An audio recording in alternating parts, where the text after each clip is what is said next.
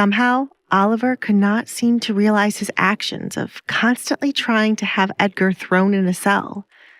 Oliver, for some reason, disliked the additional power the king gave to Edgar and looked to find a flaw in every job he did. Oliver was the one to end the friendship, so why was he so invested in meddling in Edgar's business? Edgar had long let go of their friendship after Oliver started to distance himself in the past. Don't flatter yourself, Edgar. In case you have forgotten, I am the captain. I oversee matters on this side of the town. Wrong. You force yourself to be involved in anything with my name attached. I have eyes and ears all around the kingdom, Oliver. Since we used to be friends, I have tolerated your ways, but I cannot any longer.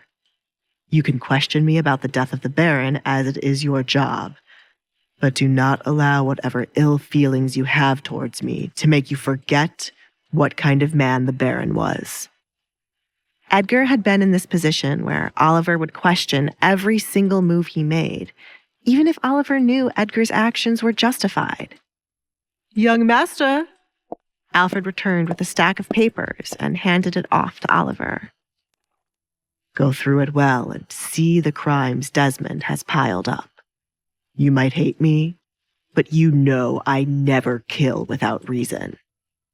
A good host would show you out, but I have no intention of watching you and your men leave. I have a wedding night to enjoy. Alfred, see to it that all the town guards leave and anyone loitering around is killed, said Edgar. You just said you never kill without reason, and yet you just ordered my men to be killed, Oliver replied, releasing his grip on his sword to get rid of the temptation to point it at Edgar. You got what you came for, which is a valid reason for me killing the Baron. I have every right to kill anyone still loitering around on my estate. I am the Duke of this land, Oliver. I can kill trespassers on my land. Time is ticking for you to be gone. Be gone by the time I count to 10. 1. Edgar began to count. The night was too wonderful after killing Desmond for Edgar to spend precious time talking to Oliver. To rid Edgar of his cockiness, Oliver unsheathed his sword and pointed it at Edgar's face. I hate men like you who abuse your power. And I hate ignorance, Edgar replied, unfazed by the sword inches away from his face. He knew just as well as Oliver that his blood would not be spilled in his own home. Put away that sword before you hurt yourself, Oliver.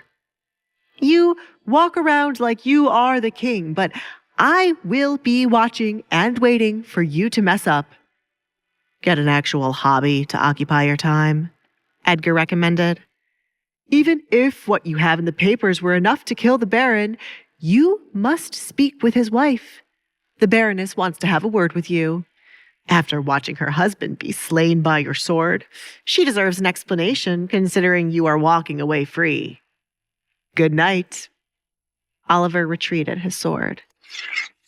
He took the stacks of paper from Alfred and then proceeded to leave as the other guards were waiting on the outside. What happened between the two of you? You two used to be such good friends. I had high hopes you two would still be friends after you changed from boys to men, Alfred said with a hint of sadness in his voice. Of all the young men Edgar became acquainted with, Oliver was one of the few he viewed as Edgar's friend. I cannot answer that, as Oliver was the one to end our friendship without any explanation. Now he goes around running whenever he hears my name as he looks to throw me in jail. Send a bottle of alcohol to the empty bedroom on the second floor to the left of the stairs, said Edgar.